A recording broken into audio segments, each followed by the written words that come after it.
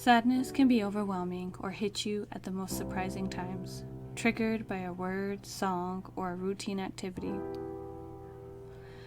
It can stagger you and stop you in your tracks.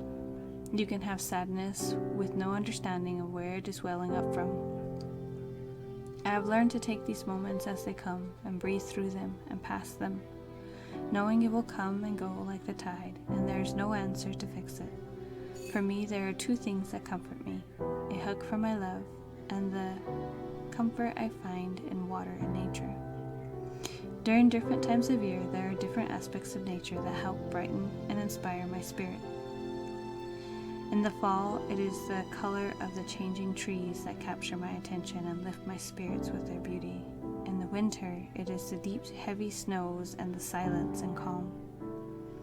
In the time of spring, it is the fresh flowers and the smell of rain on the earth. It is listening to the drops play music on the roof and the thunders boom through the plains.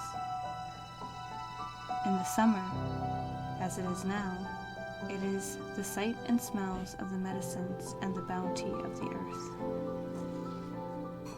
But always, it is the sound of water flowing and birds flying.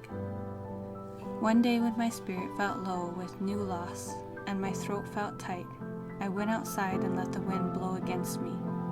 It reminded me of my strength. I looked at the sky and searched the stars and clouds for answers to my unknown questions. I was inspired to paint, to release the emotions on canvas and cloth. This release was like magic, and I felt better, calmer, peaceful. I knew there were things that happened and are going to happen that I can't control or change, but I can control how I respond. I thought last year was crazy, but it seems to have poured over into this year. The chaotic craziness of life we are all struggling to make sense of.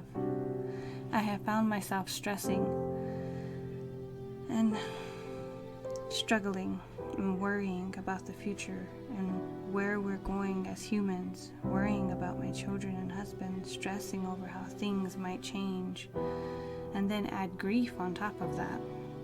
Sometimes it can be overwhelming and be too heavy of a burden. This is the time when it becomes vital to dance, to sing, or mostly to go outside, take a walk, and listen to the sounds of nature. Sometimes it is the simple things in life that can ground us. The feel of soft fabric, the taste of fresh fruit, the sound of flowing water, the smell of the smudge or fresh-made tea, and the sight of nature, trees blooming, grass growing, and animals thriving. It is hard to realize that there are things in the world we have no control over, and it is frustrating to see the actions of others. Even as we can't control some things, we can control how we react to a situation. There is reasoning behind this, and this is my guide and my focus. I try to see things positively as lessons and from different perspectives. I make the choice not to engage in negative situations, but I am human. However, by doing this, it centers me, and it is amazing to know that we all have the ability to grow and to be generous, compassionate, and respectful with our words and actions. I have learned that anger gets me nowhere, but thoughtful words can guide me to a more peaceful reflection. As I said, I know I'm human, and I'll have moments of grumpiness, sadness, frustration, and anger, but I can balance them out with trying to be positive. When we slow down and change our focus, that is when inspiration can hit. I look around me and see magic.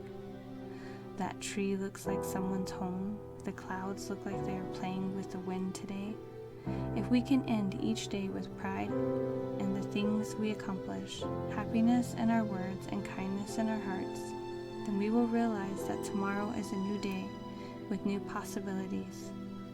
We will realize the world around us is filled with magical stories and inspirations. Chi-meegwetch for watching my video. May your day be filled with magic, creativity, and positivity.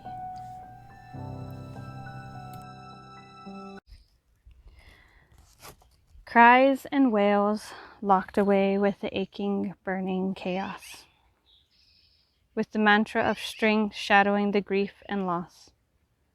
Throat too tight for the words to slip past. Silence so loud, thoughts fly away and lost feeling of unreal and false. With touch offering no comfort with the fear of what it could hold. Isolation and sorrow wrapped in confusion and anger. Families become strangers hearing horrors and lies, not believing what is told. The tornado of overwhelming feelings wrecking and pounding into my soul with echoes, echoes, echoes. Echoes of a life sending ripples to lap against my day, my memories, my dreams. Echoes in the empty, hollow space that fills my core where you once were. Echoes of the last goodbyes and final understanding of never again. The hurricane of screaming unfairness and struggle slamming around my head with loss, loss, loss. Loss in what I should do, think, feel, a puppet with no control. Lost in last words, looks, and staying busy. Lost in that final breath and sigh of would've, coulda, shoulda. Embers spark, ashes fall like trees down a face. The heat of the blaze burns everything away, reduces that frozen turmoil to a shadow in the darkness. No more and no longer stunned with forever and a day. The river of deep, ever-moving currents of emotion pushing and pulling with light, light, light.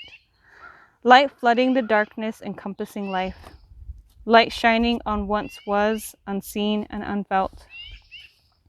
Light diminishing the terror of being drowned in loss and gloom. The flood of memories, laughter and happiness of blessing, lending and guiding. With fire, fire, fire. Fire burning and crackling with a passion for knowledge, life and love. Fire that creates an impact and reignites dreams and path of rebirth. Fire twinkling like fireflies with a chance for change and a warmth of renewal. The blaze that can reignite the power of hope, found in your heart, found in your mind, found in your soul, found in your steps, found in your wings, and you become the phoenix.